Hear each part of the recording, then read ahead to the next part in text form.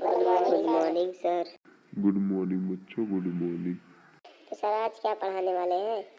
हाँ सर बताइए, आज क्या पढ़ाएंगे आप? आज पढ़ाने का मूड नहीं कर रहा। तुम ही बताओ, क्या पढ़ना चाहोगे, क्या सुनना चाहोगे?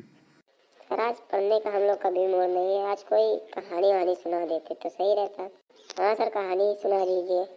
चलो ठीक है, एक राजा की आज हम कहानी सुनाते हैं तुम लोगों को। एक गांव में एक राजा होता है। वह अपने मंत्री से कहता है कि आज चलो मंत्री, कहीं चलते हैं शिकार पे। वह अपने मंत्री को और सेना को लेके एक जंगल में चले जाते हैं शिकार पे।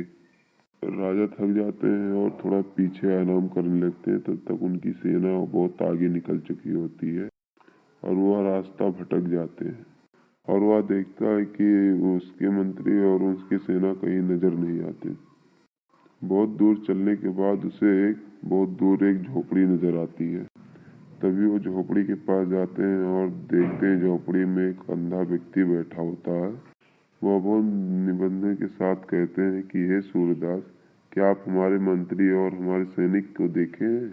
तो सूरदास बोलते हैं, जी हाँ, अभी कुछ देर पहले आपके सैनिक आए थे, मुझसे रास्ता पूछ रहे थे, तो हमने बाईं ओर जाने के लिए बोल दिया था। और उसके कुछ ही देर पहले आपके मंत्री भी आए, उनको भी मैंने बाईं ओर जाने के लिए बोल दिया। और अगर आप भी बाईं ओर जाएंगे तो आपके सैनिक और आपके मंत्री भी मिल जाएंगे। और राजा सूरदास को नमस्कार करके दाईं ओर प्रस्थान करते हैं। जैसे राजा थोड़ी दूर आगे जाते हैं तभी उनको उनके मंत्री दिखाई देते हैं। और थोड़े आगे बढ़ के देखते हैं तो उनके सैनिक नजर आ जाते हैं। तभी मंत्री राजा साहब को देखकर बोलता है, हे राजा साहब, आप कहाँ पे रह गए थे? हम लोग आपको यहाँ पे कितनी देर से इंतजार कर रहे हैं। चलो आप आ ही गए हैं तो चलो चलते हैं, शिकार करते हैं। मंत्री और सैनिकों को देख के राजा खुश तो था, लेकिन उसके मन में एक सवाल आ रहा था कि वो सूरदास है तो पहले ये कैसे उसने बताया कि पहले आपके सैनिक गए उसके बाद आपके मंत्री गए। शिकार पे हम बाद में जाएंगे, पहले जो पास में कुटिया है पहले वहाँ पे चलो। जो सूरदास वहाँ पे है, हमें उनसे दो सवाल करना है। राजा अपने मंत्री और अपने सैनिकों को लेके सूरदास के कुटिया पे पहुँचते हैं और राजा साहब बोलते हैं, हे सूरदास, मेरा नमस्कार स्वीकार करें। मैं आपसे ये जानना चाहता हूँ, आप जब देख नहीं सकते, आपसे जिसने रास्ता पूछा आपने ये कैसे बताया कि वो मेरे सैनिक ही थे, और जिसने आपसे दोबारा रास्ता पूछा वो मेरे मंत्री थे? राजा साहब का ये प्रश्न सुन के सूरदास ने उत्तर दिया। सूरदास ने कहा, हे राजा साहब, पहले जो मुझसे रास्ता पूछे उन लोगों ने मुझसे ऐसे पूछा, ओ बुड्ढे, ओ अंधे, जंगल में जाने का रास्ता किधर है? तो उनसे मैंने बाईं ओर जाने के लिए बोल दिया था। जिनके बोलने ही मात्र से मुझे पता चल गया कि वो किसी राज्य के सैनिक ही हैं। और उसके कुछ ही क्षण बाद जो दूसरा व्यक्ति आए, उनसे वो आते ही बोले कि हे सूरदास, मुझे प्रणाम किया। अभी हमारे सैनिक इधर से गुजरे हैं, क्या आप बता सकते हैं वो किस रास्ते गए हैं?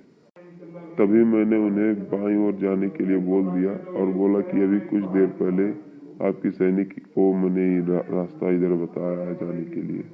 और इनके बोलने मात्र से मुझे पता चल गया कि ये किसी राज्य के मंत्री ही हैं। और तीसरी बार जब आप आए तो मुझसे विनम्रता पूर्वक मेरा हाल पूछा और मुझसे अनुरोध करते हुए पूछा कि मेरे सैनिक आपने इधर से जाते हुए देखा है? तब मैं समझ गया कि आप ही वो राजा हैं जिनके सैनिक और मंत्री को मैंने बाईं ओर जाने के लिए रास्ता बताया था। तो बच्चों, इस कहानी का सार ये है कि कभी भी हमें दुर्व्यवहार किसी से नहीं करना चाहिए और अपने छोटे और बड़ों से विनम्रता से, प्यार से, परसेष्ठता से बात करना चाहिए, जिससे आप लोगों के आपके जीवन में तरक्की मिले, लोग आपकी इज्जत दें। जब आप लोग किसी को इज्जत देंगे तभी सामने से इज्जत मिलेगी। तो बच्चों, आपके बोलने ही मात्र से सामने वाला आपके चरित्र से बहुत सारा बातें जान लेता है। और सबसे प्यार से बोलें, समझदारी से बात करें और आप सब आपस में सभी का मजाक उड़ाना बंद करें। सर आपने बहुत अच्छी कहानी सुनाई। क्या आप आगे से भी ऐसी कहानी हमको सुनाते रहेंगे? सर हमारे पिताजी वो बोलते हैं कि किसी को कभी अपशब्द नहीं बोलना चाहिए।